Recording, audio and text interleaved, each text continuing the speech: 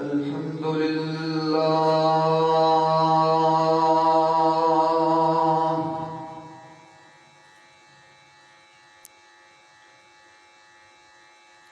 الحمد لله العلي الكبير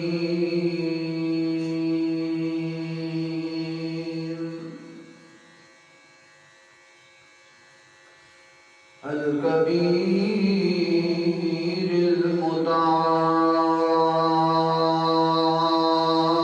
المتعال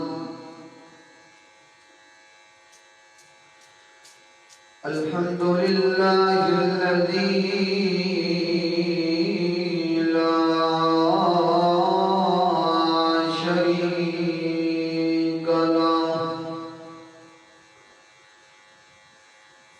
لا شريك له ولا نظير له ولا وزير له ولا معين له ولا مناظر له لا ند له ولا ضد له ولا مثل له ولا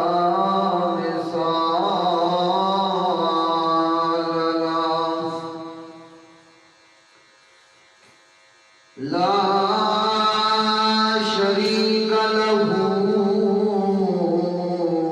في الخلق والأمر ونشهد أن سيدنا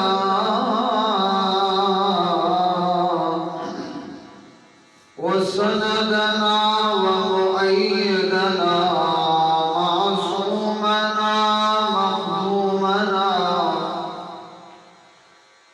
أنورنا أتقانا أخشانا أعلانا أولانا أنور الحق وأعظم الحق رحمة الأنبياء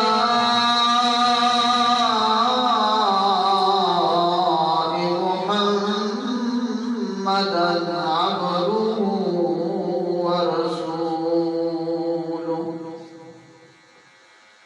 أما بعد فأعوذ بالله من الشيطان الرجيم بسم الله الرحمن الرحيم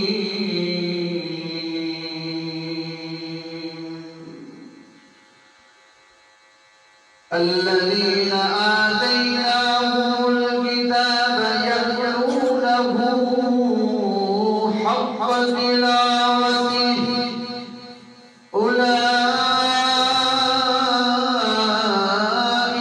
يؤمنون به ومن يكفر به فأولئك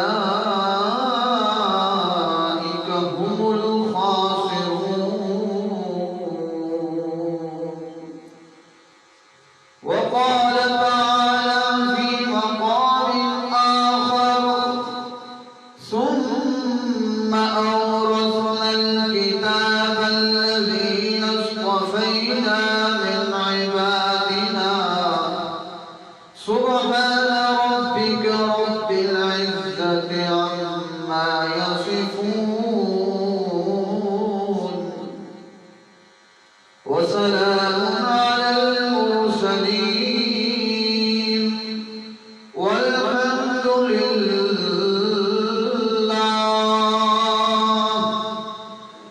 الحمد لله حمدا كثيرا ووصفا كثيرا وذكرا كثيرا وشكرا كثيرا الحمد لله أولا وآخرا وظاهرا وباطنا والحمد لله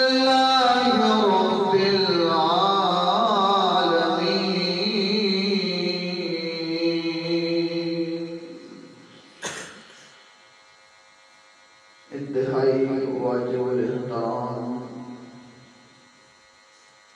میرے بھائیوں، دوستوں اور بزرگوں، اللہ رب العزت والجمال کے اس گھر کے اندر دعا اور التجا ہے کہ اللہ تجھے قرآن و سنت کے مطابق حق بات بیان کرنے کی توفیق نصیب فرمائے۔ اللہ ہم سب کو سمجھ کر اس پر عمل کرنے کی توفیق نصیب فرمائے۔ اللہ رب العزت نے جب اس کائنات کے اندر انبیاء علیہم السلام کو مبعوث فرمایا تو اللہ نے انبیاء علیہم السلام کو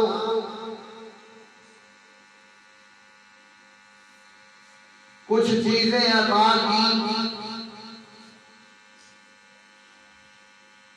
بعض پیغمبروں کو کتاب عطا کی گئی، کچھ پیغمبروں کو صحیفے عطا کیے گئے، اور اکثر پیغمبروں کو معجزات سے نوازا گیا۔ ہر پیغمبر نے وقت کے حکمران کے سامنے اللہ کا پیغام پہنچایا، لوگوں کو رب کی طرف سے عطا کی ہوئی چیزیں بتلائیں،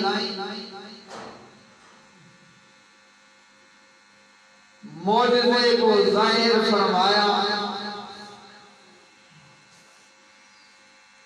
تو لوگوں نے ہر دور میں، ہر زمانے میں کچھ لوگوں نے پیغمبر کی تعیین کی اور کچھ لوگوں نے پیغمبر کی نبوت کا انکار کیا۔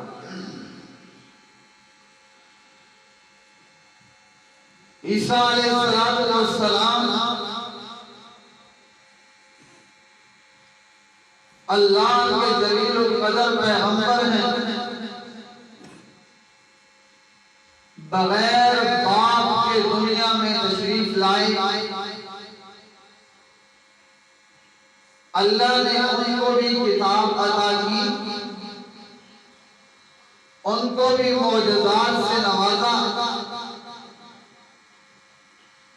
عیسیٰ علیہ السلام نے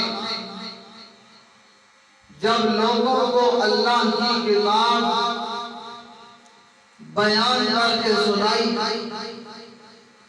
کچھ لوگوں نے تو مانا، اکثریت نے انکار کیا۔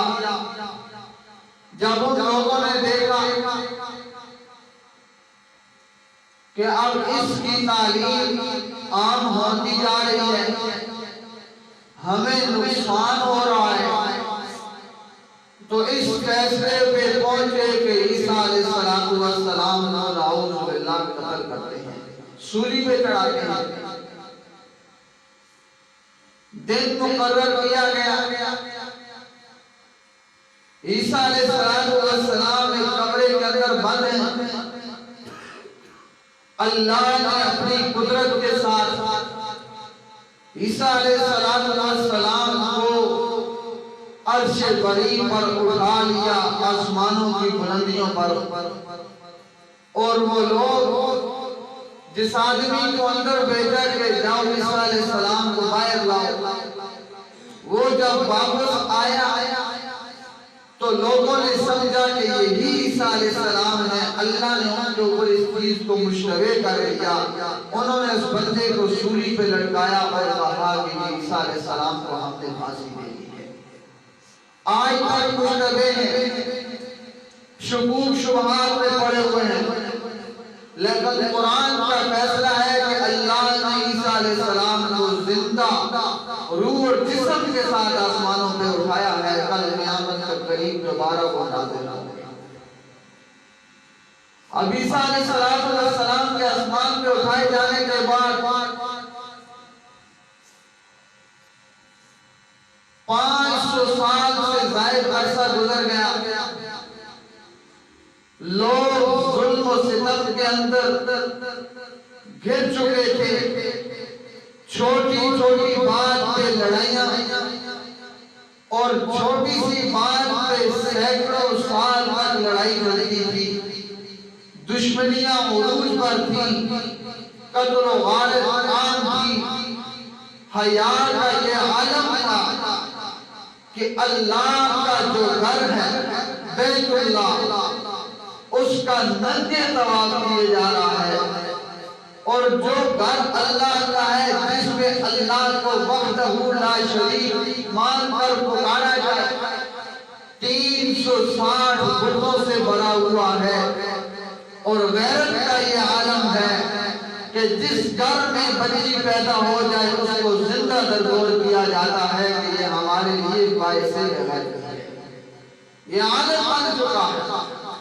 تو اللہ نے پیغمبر مبعوث فرمایا اس کیفیت کے اندر، اس پیغمبر کو اللہ نے ایک کتاب عطا کی، اور اس کتاب میں آ کر گزشتہ اقوام کی ساری کارستانیاں پیش کی، اور آنے والے حالات میں بھی اس نے کتاب میں بتلایا ہے کہ جو مجھے پکڑے گا میں اس کو راہ نجات دکھا دوں گا۔ اللہ نے یہ احسان کیا اس امت پر کہ اس سے پہلے کے حالات دیکھیں، کتاب قرآن کریم نازل ہونے سے پہلے کے حالات کو دیکھو تو عالم کیا ہے۔ وَقَالَتِ الْيَهُودُ عُزَيْرٌ ابْنُ اللَّهِ وَقَالَتِ النَّصَارَى الْمَسِيحُ ابْنُ اللَّهِ۔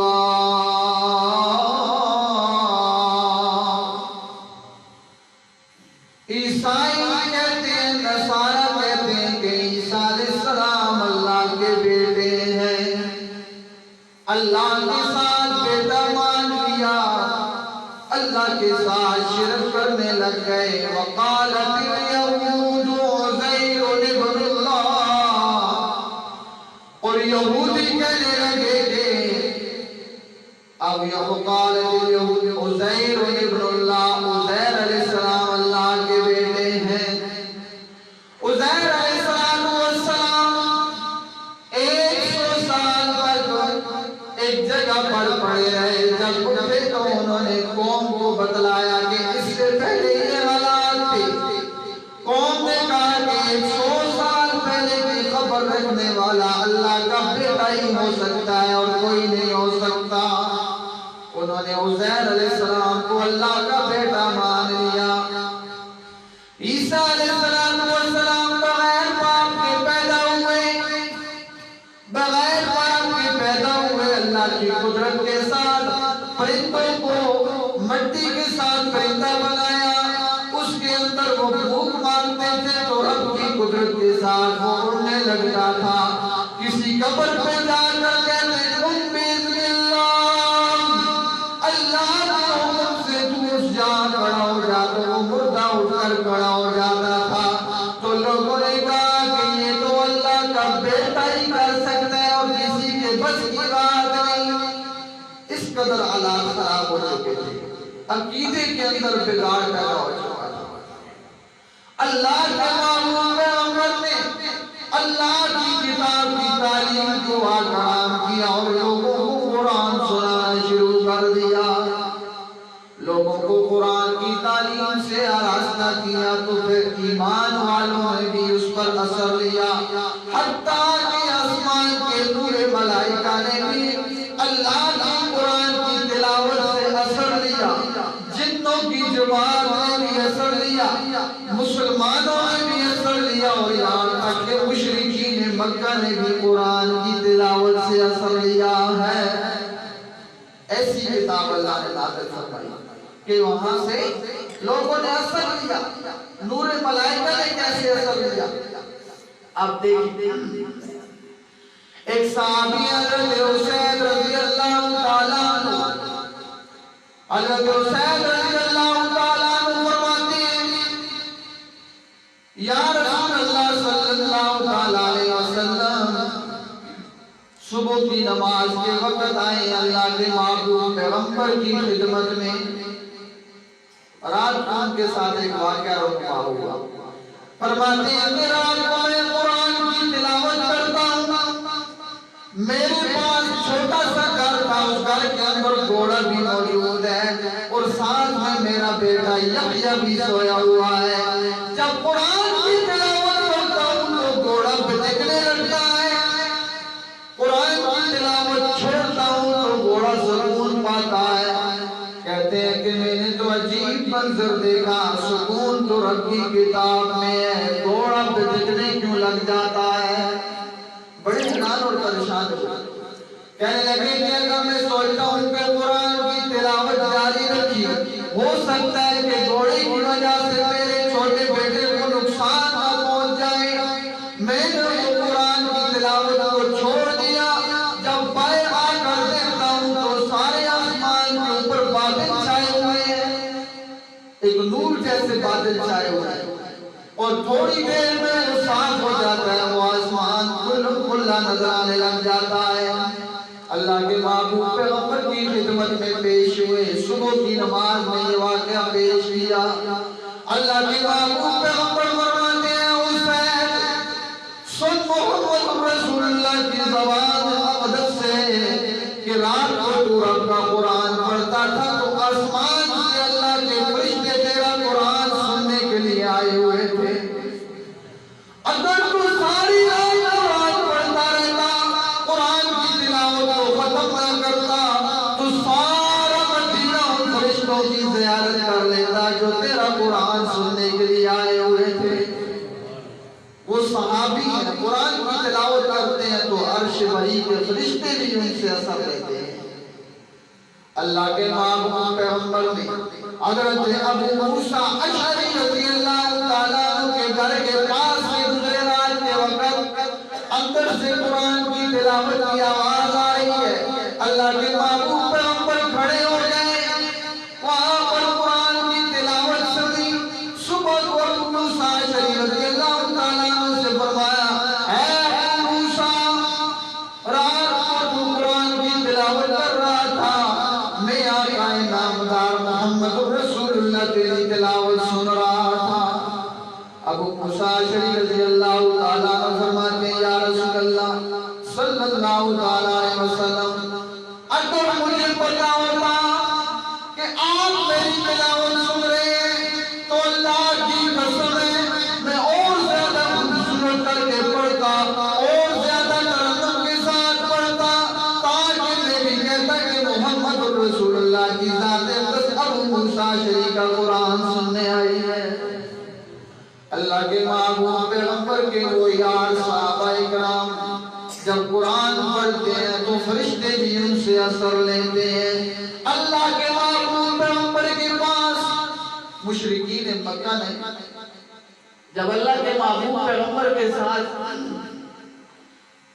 مقابلہ کیا تو مقابلہ تو ہو سکا نہیں، اب کہنے لگے کہ کوئی وفد اس کے پاس جائے۔ ایک دفعہ ایک وفد، کسی مرتبہ ایک آدمی آتا تھا جو قبیلے کا سردار ہوتا تھا، اللہ کے محبوب پیغمبر کی خدمت میں آ کر وہ کہتے تھے آپ کیا چاہتے ہو؟ شادی کرنا چاہتے ہو؟ خوبصورت ترین لڑکی سے شادی کروا دی جائے گی۔ بادشاہ چاہتے ہو تو عہدہ آپ کو سونپا جائے گا، جو بھی چاہتے ہو، مال و دولت چاہتے ہو تو جو عرب کے سردار ہیں اپنی دولت اکٹھی کر کے آپ کے قدموں میں لا کر رکھ دیں گے، جو مسئلہ بیان کرتے اس کو بیان کرنا چھوڑ دو۔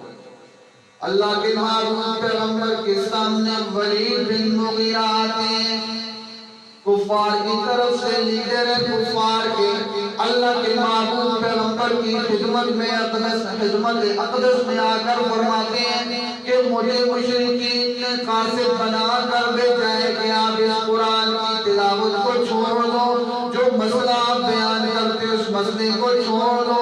اللہ کے محبوب پیغمبر ولید بن مغیرہ کے سامنے سورہ حامیم سجدہ کی تلاوت فرماتے ہیں۔ سورہ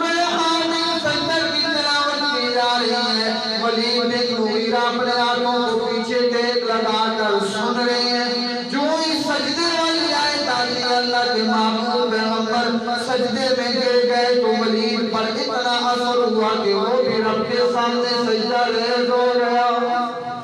جب اس نے سجدہ کیا اٹھا تو شرمندہ ہو گیا کہ ہم تو رب کو ماننے والے نہیں ہیں, ہم تو اس کے سامنے جھکنے والے نہیں ہیں, اس قرآن کو تو ہم نے ماننا نہیں ہے, تو پھر ہم نے سجدہ کیوں کیا ہے. جو ہی واپس اپنی برادری کے پاس آتے ہیں تو ان کے سامنے آ کر کہتے ہیں واللہ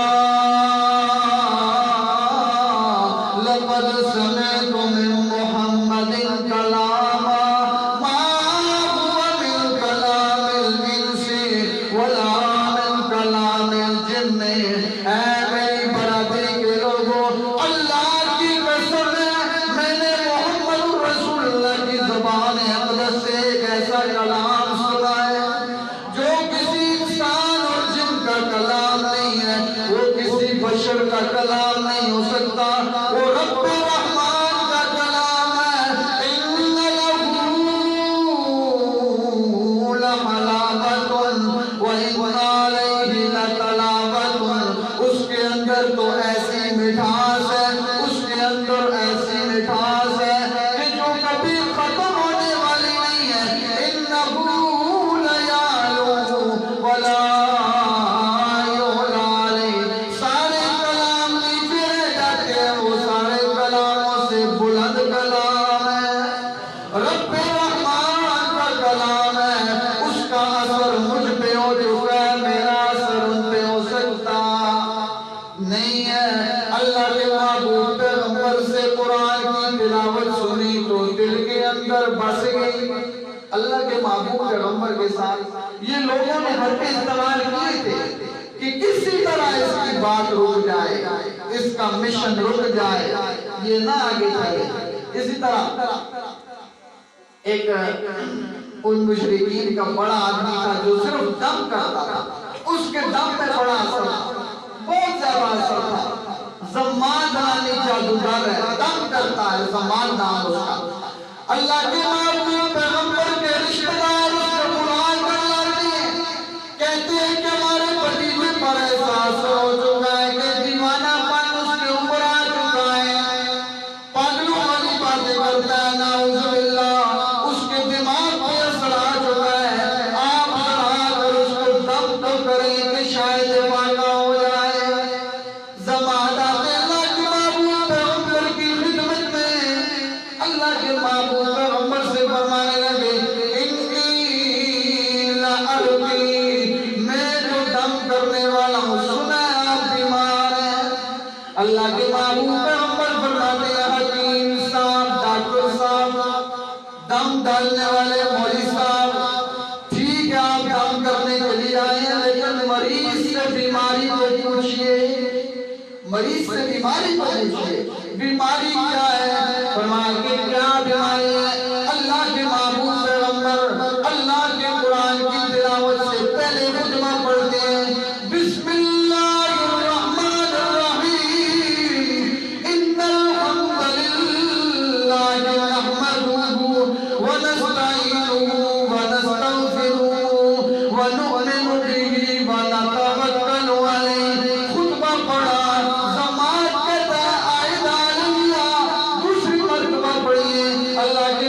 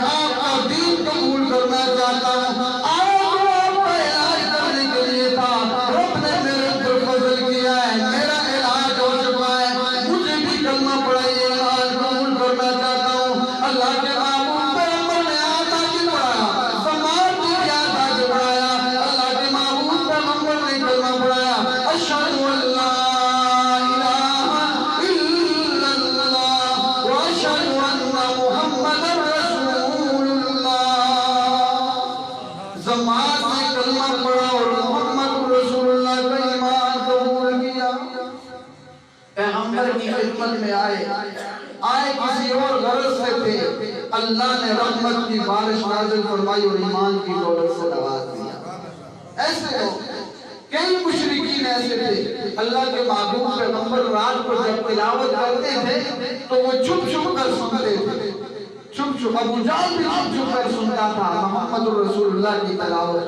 ان کو پتا تھا کہ یہ سچی کتاب ہے، رب رحمان کی کتاب ہے، کسی جن انسان کا کلام نہیں ہے۔ ان کو پتا تھا، ماں ضد کی وجہ سے نہیں مانتے تھے کہ ہماری جو حکمرانی ہے وہ ختم ہوتی ہے، پیغمبر کی غلامی میں آنا پڑتا ہے۔ کیوں؟ محمد کی غلامی دین حق کی شرط اول ہے، اگر ہو اس میں کچھ خامی تو سب کچھ نامکمل ہے۔ محمد رسول اللہ کی غلامی میں زندگی ہے۔ ہر جگہ پر بندہ اقتدار حاصل کرتا ہے، ہر جگہ پر عہدہ حاصل کرتا ہے، لیکن یہ واحد راستہ ہے کہ جس میں غلامی میں آگے بندہ کامیاب ہوتا ہے۔ محمد رسول اللہ کی غلامی دین حق کی شرط اول ہے، اگر وہ اس میں کچھ خامی تو سب کچھ نامکمل ہے۔